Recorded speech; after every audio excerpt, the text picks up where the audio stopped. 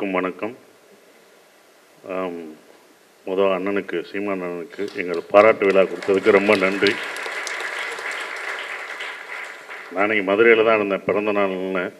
நிறைய பேர் என்னை பார்க்கணுன்னாங்க. நான் அது அவங்ககிட்டலாம் இல்லைன்னு சொன்னேன்.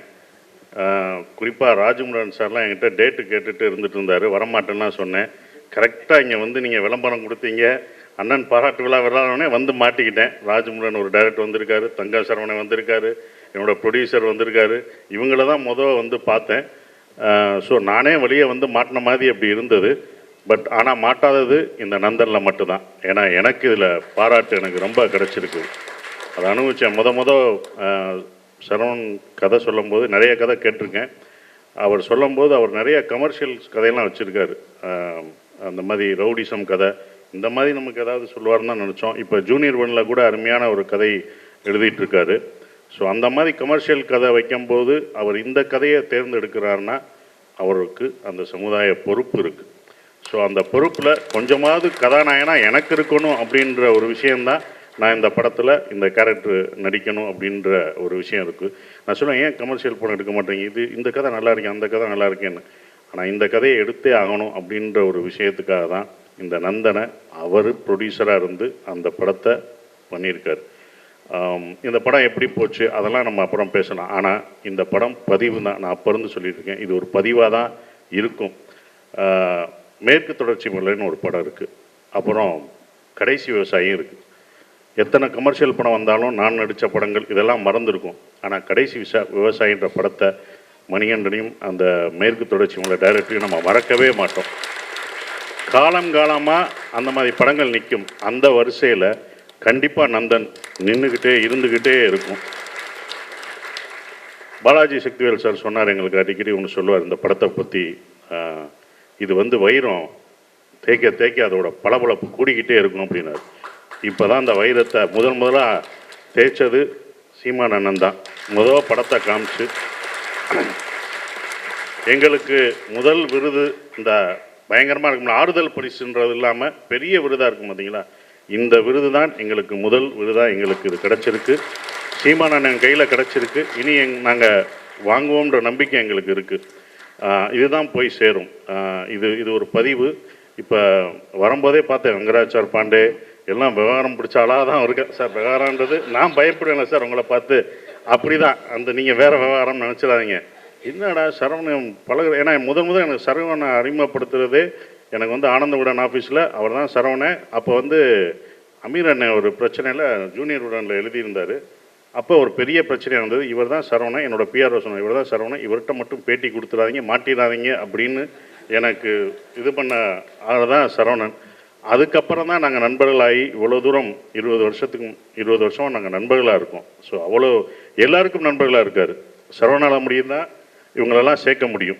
ஸோ சரவணுக்காக தான் எல்லோரும் வர முடியும் அப்படின்ற ஒரு விஷயம் இருந்தது. இந்த படம் எங்களுக்கு வந்து இதில் பணிபுரிஞ்ச எல்லாருக்குமே ஒரு நல்ல ஒரு எனர்ஜியை கொடுக்குது இந்த படம். அதுதான் உண்மையான ஒரு விஷயமா இருக்குது. அதுவும் சீமான் அண்ணன் வந்து படம் பார்த்துட்டு இது இப்படி தான் இருக்கும், இந்த படம் இப்படி தான் இருக்கும் அப்படின்ற ஒரு விஷயத்த கரெக்டாக சொன்னார். ஏன்னா அவர் அரசியல் தலைவர் மட்டும் இல்லை, அவர் சிறந்த ஒரு இயக்குனர், கதாசிரியர். எங்களுக்கெல்லாம் அப்படி தான் தெரியும். நாங்கள் நேசித்த ஒரு கதாசிரியர். அவருடைய பாஞ்சாலங்குறிச்சி படத்தை நாங்கள் அவ்வளோ ரசித்து பார்த்த ஒரு விஷயம் எனக்கு இன்னும் இருக்குது. அவர் எனக்கு இன்ஸ்பயராக ஒரு படத்தில் அந்த மாதிரி ஒரு பாட்டு வைக்கணும்னு நான் நினச்சிக்கிட்டு இருக்கேன். இன்ன வரைக்கும் நான் டைரக்ட் பண்ணலை, அமையலை. ஆனால் கண்டிப்பாக வைக்கணும். அந்த மாதிரி ஒன்று பண்ணணும்னு பாஞ்சாலங்குறிச்சியை பார்க்கும்போதெல்லாம் எனக்கு தோணும். அது என்ன பாட்டுன்னா, ஒரு சோக பாட்டை, அது அவ்வளோ லவ்வாகவும் இருக்கும், சந்தோஷமாகவும் இருக்கும், ஆனால் சோகமாக இருக்கும். ஆத்தோரம் தோப்புக்குள்ளே அத்தானை சந்திக்க தான் ஆசைப்பட்டேன் அப்படின்னும் போது விஷுவல் எல்லாமே சந்தோஷமாக இருக்கும். ஆனால் கடைசி அத்தனையும் பொய்யாச்சு ராசா ஒத்தையில் நிற்கிருந்து ரோசான்ட்டு ஒரு டாப் ஆங்கிளில் அப்படி தனியாக சோகத்தில் நிற்பான். அதுக்கப்புறம் அதுவும் நான் என்ன தைச்சி விட ஆசைப்பட்டேன் இப்படின்னு ஒன்று ஒன்றா வரும். அதெல்லாம் லவ் ரொமான்டிக்காக இருக்கும். எப்படா அந்த ரொமான்டிக் சாங்காக அதை பார்க்குறதா இல்லை சோகப்பாட்டாக பார்க்குறதா, இதை என்னவா நான் பார்க்குறது அப்படின்னு இருக்குங்களே, இது சோகப்பாட்டு தான். அவள் சந்தோஷத்தை சொல்லி அப்படி காம்பான்னு வச்சாங்களே, அந்த இடம் எனக்கு ரொம்ப பிடிச்ச ஒரு இப்படி ஒரு பேத்தா சாங்கை ஒரு சோக பாடல்களை இப்படியும் கொடுக்கலாம் அப்படின்ற ஒரு விஷயத்த நான் அப்போ ரசித்த, நான் தேட்டரில் சினிப்பிரியா தேட்டரில் பார்த்து ரசித்த பாடல் அந்த படமும் பாஞ்சாலங்குறிச்சி பாடல்லாம் எனக்கு பிடிக்கும். ஸோ ஒரு நல்ல திரைக்கதை ஆசிரியர். அப்புறம் பசும்பொன் படம், தம்பி, இதெல்லாம் நான் ரசித்தது. ஒரு திரைக்கதை ஆசிரியர் ஒருவர் எப்படி பார்ப்பாருன்னு ஒன்று இருக்குல்ல, அந்த படத்தை எப்படி பார்த்துருக்காரு, இந்த படம் என்னவா ஆகும் அப்படின்ற ஒரு விஷயம்தான். அன்றைக்கி ஆடியோ ரிலீஸ் வந்தப்போ கூட சொன்னார், இந்த படம் நல்லா இல்லாட்டி நீங்கள் ஆடியோ ரிலீஸ் கூப்பிட்டப்ப நான் வந்திருக்க மாட்டேன், டே அப்புறம் பார்த்துக்கலாம்னு சொல்லியிருப்பேன், ஆனால் நம்பி வந்தேன் அப்படின்னு சொன்னார். நம்பி இப்போ வரைக்கும் நிற்கிறாரு. நம்பி எங்களுக்காக பாராட்டும் கொடுக்குறாரு. இதுதான் எங்களுக்கு சரவணனுக்கெல்லாம் கிடைச்ச ஒரு பெரிய விஷயமா நினைக்கிறேன். நிறைய விஷயங்கள் இப்போ கூட கற்றுக்கிட்டு தான் இருக்கோம். ஏன் அவரை படம் பார்க்க சொல்கிறோம்னா, இனிமேல் அவர் வந்து அரசியல் மட்டும் பார்க்க முடியாது, கலைக்கும் நீங்கள் ஒதுக்கி தான் தரணும். நாங்கள் கூப்பிடுவோம், படம் பார்க்கணும், நல்ல படத்தினா எங்களை ஆதரிக்கணும், நீங்கள் ஒரு விருது வைக்கணும், உங்கள் இதிலே விருது கொடுத்துக்கிட்டே இருக்கணும். அது எங்களுக்கு ஊக்கப்படுத்தும்.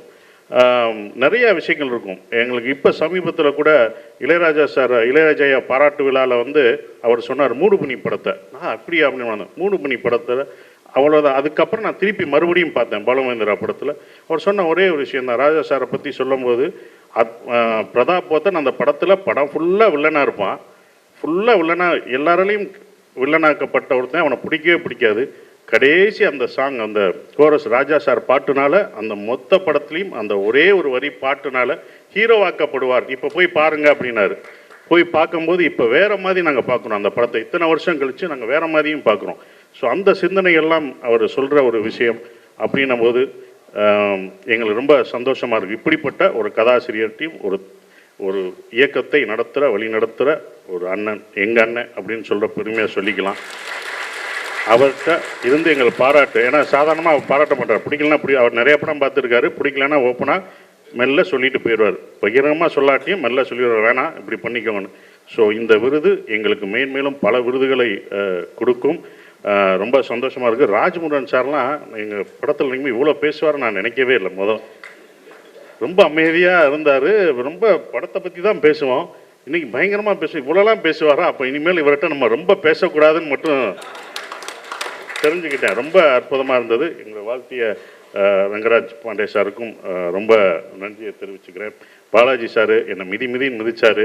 ஆனால் நாங்கள் வந்து அதுக்கப்புறம் சாரின்னு கேட்பாருப்பா, மிதிச்சிட்டிங்களா அப்புறம் என்ன சாரி கேட்குறீங்க அப்படின்னு ரொம்ப அழுத்துவார். சார் ஒரே தான் அடிச்சிருங்க, மிதிச்சிருங்க, பேலன்ஸும் இருக்காது. இங்கே வைப்பார் அழுத்தி, அவருக்கு பேலன்ஸ் இருக்கு, யாராவது பிடிங்கப்பானா நான் போட்டு குழிக்குள்ளே போகிறது தான். அப்படியெல்லாம் எங்களை வந்து இது பண்ணது ரொம்ப சந்தோஷம். ஞானவேல் சார் எங்களை வாழ்த்துன வந்ததுக்கு ரொம்ப நன்றி சார். நீங்கள் சரவணனை வந்து பாராட்டினீங்களோ இல்லையோ, கரெக்டாக அவர் என்னென்ன தப்புனான்னு போட்டு கொடுக்க வந்திருக்கீங்கன்னு மட்டும் தெரிஞ்சது. அது எனக்கே தெரிஞ்சு, ஒரு பாராட்டுறாரா இல்லை என்ன பண்ணுறாருன்றதை எங்களுக்கே கொஞ்சம் தெரில. ஸோ இதில் பணியாற்றிய நீங்கள் எங்களை வாழ்த்த வந்ததுக்கும் ரொம்ப நன்றியை தெரிவிச்சுக்கிறேன். ரொம்ப சந்தோஷமாக இருக்குது. நன்றி. அனைவருக்கும் என் பணிவான வணக்கம்.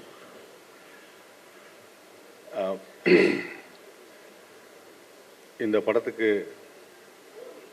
பாராட்டு விழா முதல்ல நடத்துகிற அண்ணன் சீமான் அவர்களுக்கு என்னுடைய நன்றியை தெரிவித்துக் கொள்கிறேன். ஏன்னா இந்த படத்தை வந்து இயக்குனதோடு மட்டும் இல்லாமல் அதை தயாரித்தவரும் சரவணன் அவர்கள் தான். இந்த படத்தோட கதையை வேறு யாரும் எந்த தயாரிப்பாலும் தயாரிக்க மாட்டாங்க அப்படிங்கிற முடிவில் அவரே பண்ணார். அவரோட நான் இருந்து பார்க்கும்போது எவ்வளோ கஷ்டப்பட்டு இந்த மாதிரியான ஒரு படத்தை எடுத்திருக்காருங்கும்போது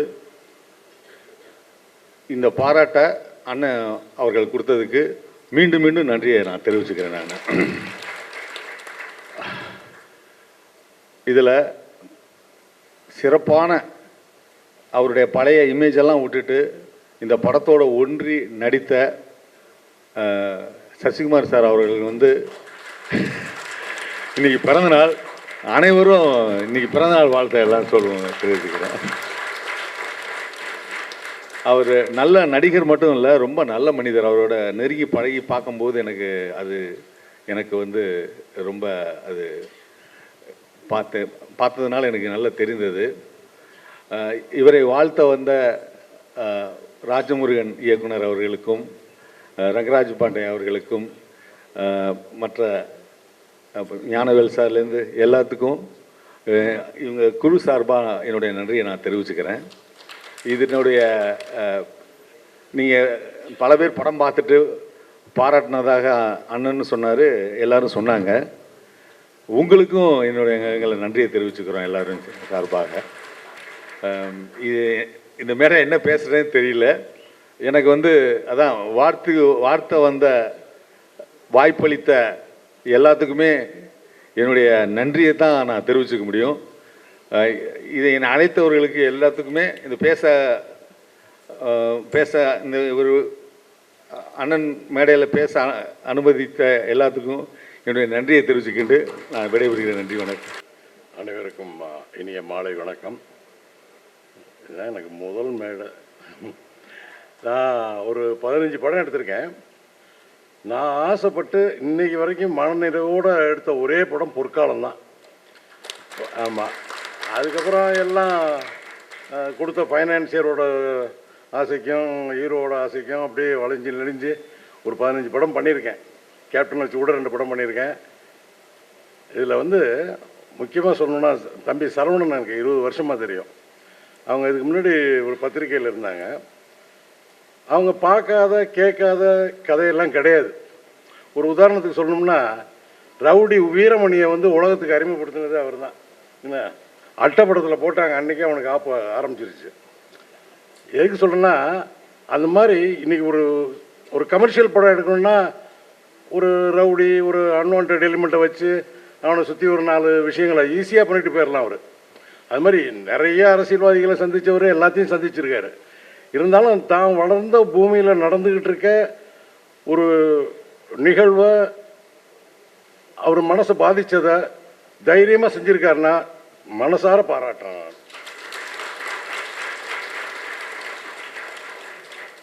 அதுக்கு மேலே தம்பி உங்களுக்கெல்லாம் அண்ணன், எனக்கு தம்பி சீமான் அவர்கள். அவர் வந்து நான் பார்த்துருக்கேன், சரவணன் மேலே ஒரு ஸ்பெஷல் பிரியம் வச்சுருப்பார். சரவணன்ட்ட ஒரு நல்ல பழக்கம் இருக்குது, ஃபோன்லாம் எடுக்க மாட்டார். ஆமாம், கண்ணாப்பண்ணு திட்டுவார், திட்டா திரும்பி கூப்பிட்டு அனுப்பிச்சிக்குவார். ஆமாம், அதனால் இந்த மாதிரி ஒரு படம் எடுத்து மன நிறைவான ஒரு படம் எடுத்து அது எல்லாரையும் கூப்பிட்டு வாழ்த்தணும்னு நினச்ச தம்பிக்கு மனதார வாழ்த்துக்கள். வாய்ப்புக்கு நன்றி, வணக்கம்.